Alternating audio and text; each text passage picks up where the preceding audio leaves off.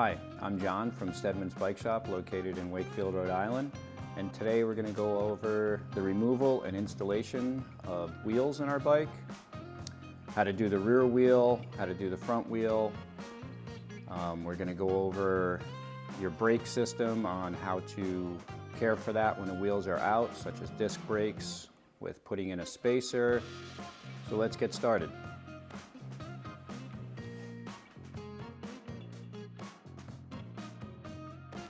So what we have here is a quick release wheel, and that'll be kind of prevalent by this lever here and a round nut on this side. So to take this wheel out, we're going to pull the lever 180 degrees. We're then going to unscrew it to create some space and then give the wheel a little pop. The wheel drops out. As you can see, I do this right, there are little springs in here, and let's just pull this off quick. There it is, little spring. That spring, the narrow side always goes in towards the hub. If that's reversed, that'll never let you get it into the dropout. There's also little safety tabs on the dropout here, and that's why we have to open it up, and that allows for the wheel, in case this were to be loose, just not to fall out if you were to hit a bump. It's just a little safety. This is a brake rotor. We want to try not to touch that with our fingers. Our fingers have oil on them and they'll contaminate the rotor with our oil. And if we do happen to touch it, number one, be careful because they're sharp. You could cut yourself. And if you do touch it, use a little alcohol after you get it all back together in the bike and just wipe it down so it doesn't contaminate the brake pads. To reinstall the wheel, we are going to take our rotor and we're going to line it up with our caliper as we're going into the dropouts of the bike. We're going to pull up in there. We are going to hold this guy in a straight line with the axle, and we're going to take the nut on this side and we're going to tighten it up till we feel a little tension. Once we have some tension against the fork with the quick release, this part is a cam, so that means as we push it, it's going to get tighter. So sometimes you may need to readjust. That one feels pretty good. Then you just want to make sure your wheel's spinning through your brake without rubbing, and you're all set to go. Now that we've done the front wheel, let's head to the back of the bike and do the rear wheel. The rear wheels tend to be more difficult to deal with because they have a cassette, they have a rear derailleur, they could have a 2x with a front derailleur. We always want to make sure we're in the smallest cog in the rear. If we have 2 chain rings, we always want to be in the smallest chain ring up front. The reason for that is right now we have all this chain to play with. If we were up on this big cog here, it steals all the length of our chain to remove the wheel. So easy enough, always be in the smallest cog in the rear, smallest chain ring up front, and let's get started. So as you can see, we're in the smallest cog. Now on our quick release, it works the same way as it does on the front wheel that we just did. There is a nut. We always make sure that the nuts stay on the drive side of the bike. This is considered drive side because it has our cassette, it has our chain ring, it has our chain. The other side is considered non-drive. So always make sure that this nut is on the side. The reason for that is if it's switched around, because you can pull these quick releases out and you happen to put it in backwards, you're going to have a lever involved in all of this going on.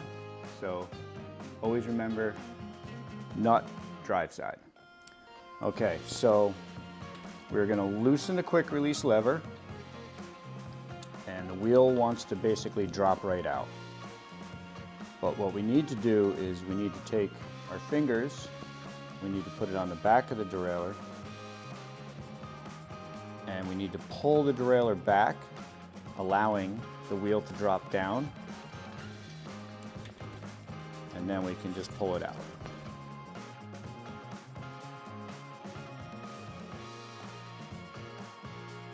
To install the wheel, we have a couple things we need to keep an eye on.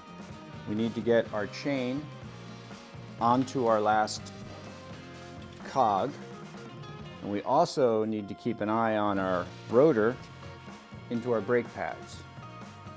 So the easiest way to do this is basically the reverse.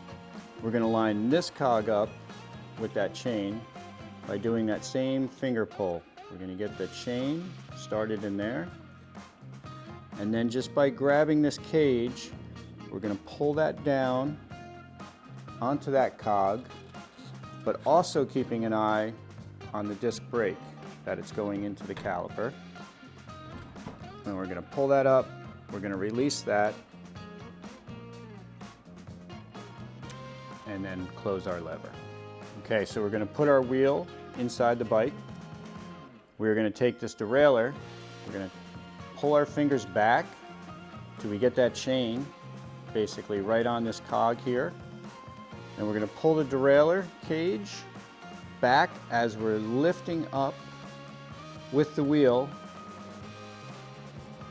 and keeping an eye on our rotor, that it's going inside the brake caliper. Once we have that, we can let go of the cage, we can pull the axle up into the bike and adjust our quick release to close. Our wheel's installed. We want to make sure that our brakes are not rubbing, and we'll give this a few pedals to make sure that our gears are working fine.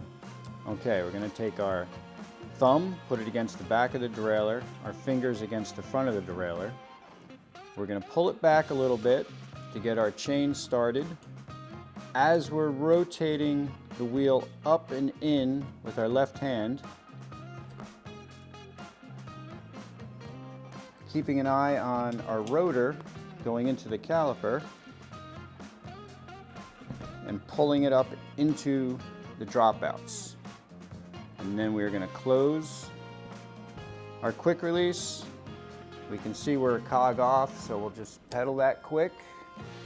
That'll realign and make sure that our rotor's passing through our caliper without rubbing. Okay, the last thing we're going to talk about are disc brake spacers. There are all different kinds. And if you don't have one and you need one, it's not a big deal. You can use a cardboard piece, anything in there that is going to take up that space in case you accidentally squeeze the brake lever. For instance, I will use a SRAM in a Pro Max brake just to show you that you can really use anything. Okay, so we're going to take this brake spacer, and you can see right in here there's a space. That's where your rotor would normally be. And basically what we're going to do is we're going to push this right in there.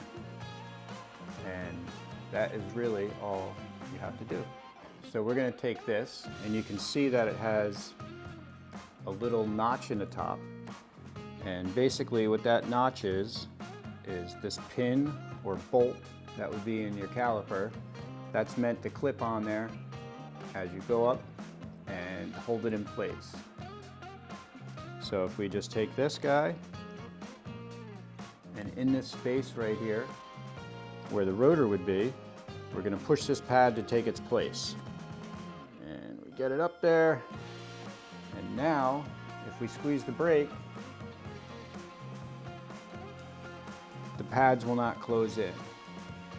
From all of us at Steadmans, we hope that this tutorial of taking your wheels in and out of your quick release disc brake bike helped you out. Get outside and ride.